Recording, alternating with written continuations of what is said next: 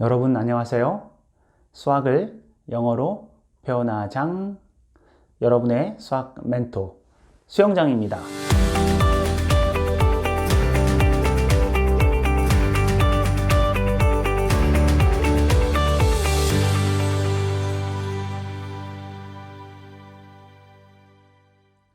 수영장 TV에 오신 여러분들을 진심으로 환영합니다.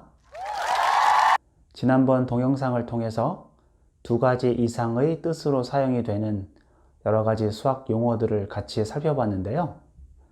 오늘은 한국에서는 나오지 않는 수학 용어들, 영어에만 있는 수학 용어들을 같이 한번 알아보도록 하겠습니다.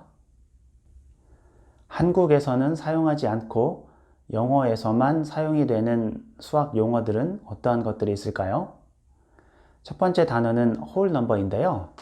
여러분들 칠판을 보시면 인티저라는 단어가 나오네요. 인티저는 한국에서 정수 이렇게 번역을 한 단어입니다. 정수는 positive 인티저와 0과 negative 인티저 이렇게 세 가지로 구성이 되어 있죠. 양의 정수, 0 그리고 음의 정수인데요. 여기에서 양의 정수, 즉 자연수와 0을 포함한 이러한 숫자를 영어에서는 whole number라고 합니다. 0, 1, 2, 3, 4, 5, 6, 7, 8 이런 식으로 나가는 숫자를 의미하겠죠. 영어에서 사용하는 whole number, 자연수에 0까지 포함한 숫자를 의미합니다. 두 번째 단어는 칠판을 보시면 digit인데요. 이 digit이라는 단어는 숫자를 나타내는 기호를 의미하는데요. 현재 우리가 사용하는 숫자를 나타내는 기호는 0부터 9까지 10개의 기호를 가지고 모든 숫자를 표현하죠. 참고로 로마 시대에는 현재 우리가 사용하는 기호와는 다른 기호를 가지고 숫자를 표현했는데요. 영어에서 number라는 단어와 digit이라는 단어가 한국에서는 모두 숫자라는 한 개의 단어로 사용이 되는데 영어에서는 조금 다르게 사용이 됩니다. 예를 들어서 칠판을 보시면 8429라는 숫자가 있죠. There is a number 8429. 영어로 이렇게 표현할 수 있는데요. 이 전체의 숫자를 얘기할 때 사용하는 단어는 number입니다. 이 8429라는 숫자 안에 들어있는 각각의 숫자를 나타낼 때는, 각각의 숫자를 표현할 때는 digit이라는 단어를 사용하는데요. 한국에서는 8429라는 숫자가 있고 1000의 자리 숫자는 8입니다. 모두 다 전체를 나타낼 때든 각각의 숫자를 나타낼 때든 숫자라는 단어를 사용하지만 영어에서는 다르게 사용이 된다는 의미인데요. 예를 들어서 The digit 4 is in the hundredth place. digit 4는 100의 자리에 있습니다 라는 뜻인데요. 한국말로는 4는 100의 자리 숫자입니다 라는 뜻인데요. 이때는 8429라는 하나의 숫자 안에 들어있는 이 하나의 숫자 4를 표현하고 싶기 때문에 digit이라는 단어를 사용했고, 또 다른 예로 The value of the digit 2 is 20. digit 2가 나타내는 값은 20입니다 라는 뜻인데요.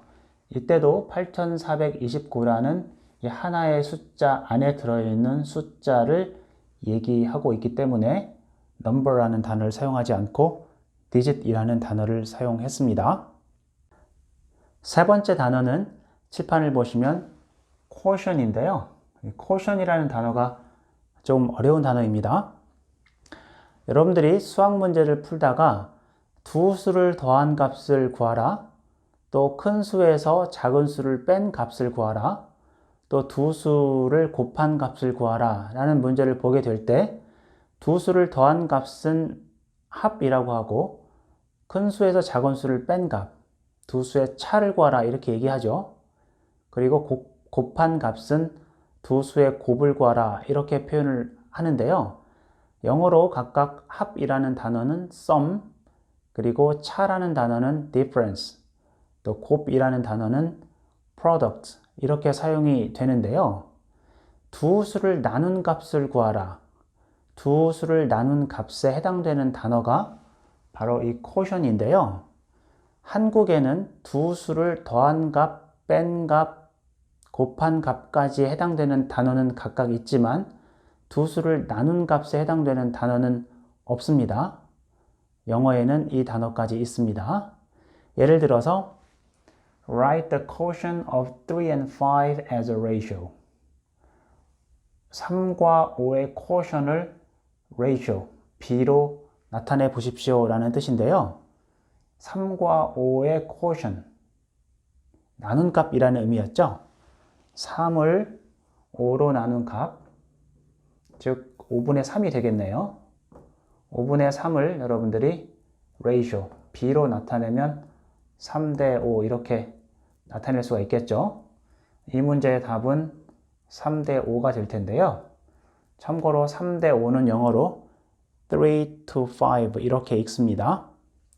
영어에서 사용되는 quotient이라는 단어, 두 수를 나눈 값을 의미합니다.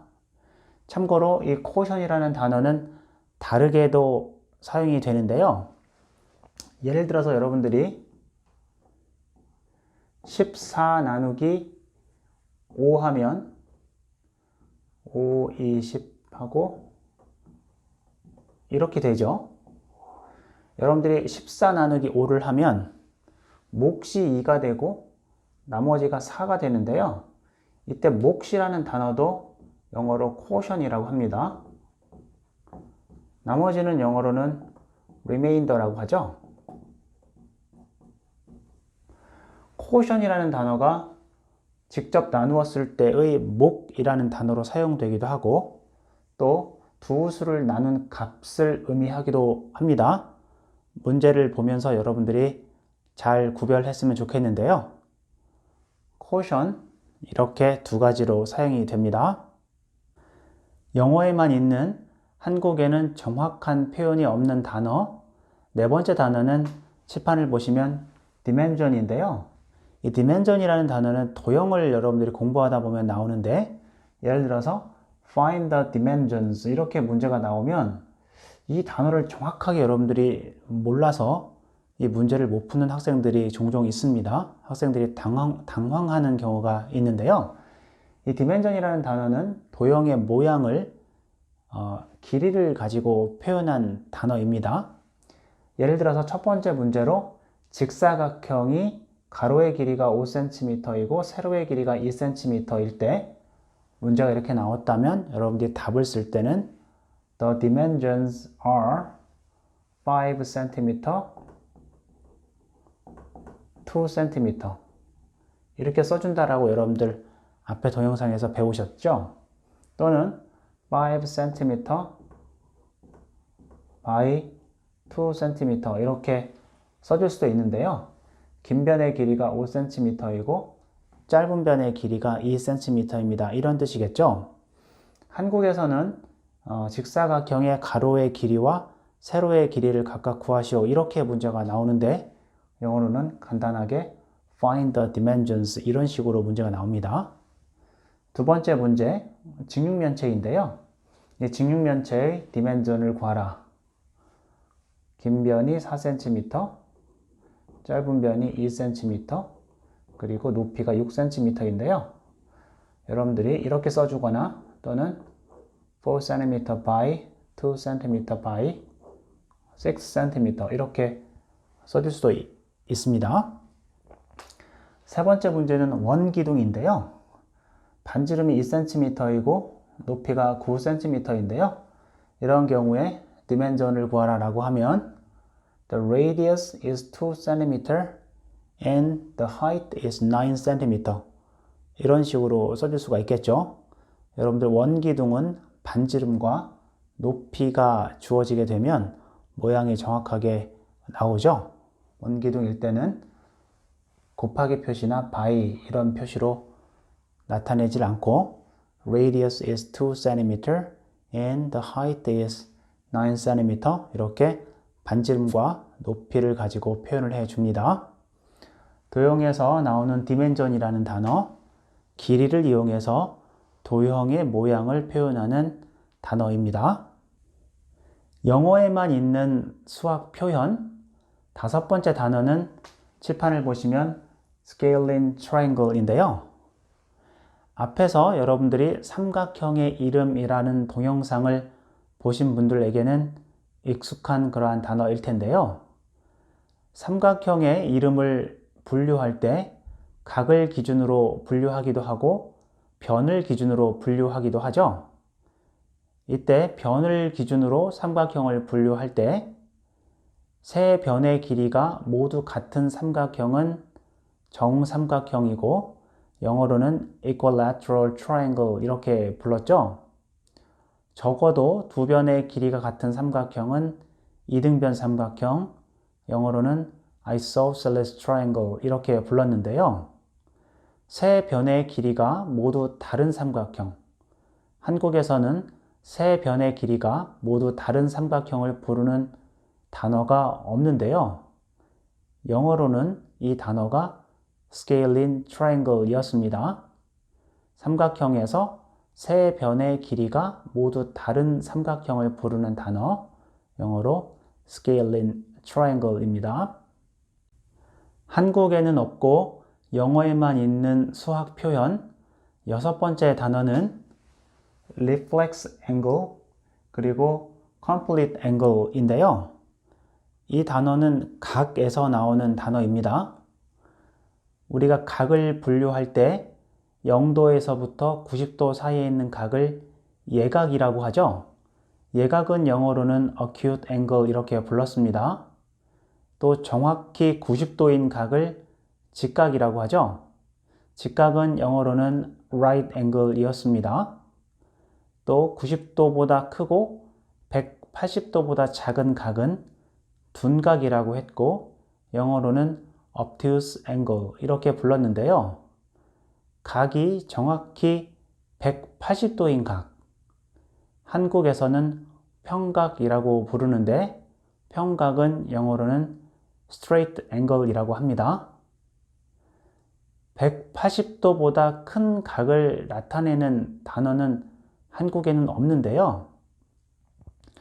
180도보다 크고 360도보다 작은 각, 그 각을 영어로는 reflex angle 이렇게 부릅니다.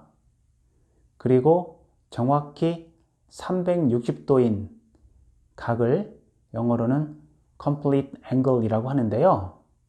reflex angle 그리고 complete angle 이 두 단어는 영어에만 있는 표현입니다. 영어에만 있는 표현, 일곱 번째 표현은 zeros of function인데요.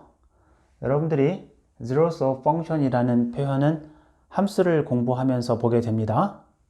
예를 들어서 find the zeros of y equals x squared minus 3x plus 2 이러한 문제가 나왔는데 y는 x제곱 마이너스 3x 플러스 2라는 이 함수의 zeros를 구하시오 이런 문제죠.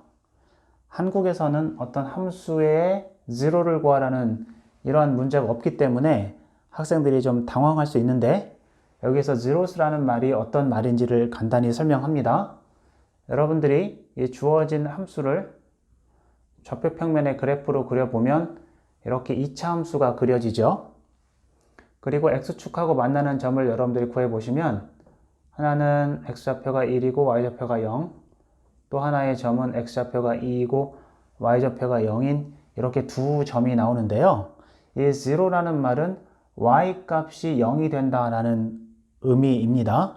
즉 y값이 0이 되도록 하는 x값을 구하라 라는 문제입니다. 다른 말로 하면 x절편, 영어로 x-intercept를 구하라는 문제와 같은 문제인데요. 이 문제의 답을 적어보면 The zeros are 1 and 2 이렇게 쓰면 되겠죠. y값이 0이 되도록 하는 x값은 1과 2입니다. 이러한 뜻입니다. 오늘은 한국에는 없고 영어에만 있는 표현들을 몇 개 살펴봤는데요. 여러분들에게 익숙하지 않은 표현들도 있죠. 여러분들의 밝은 미래를 위해서 복습하시고 여러분 것으로 잘 만드시기 바랍니다. 아름다운 시간들 안전한 시간들 보내시고 다음에도 좋은 컨텐츠로 여러분들을 만나도록 하겠습니다. 수영장에서 놀자.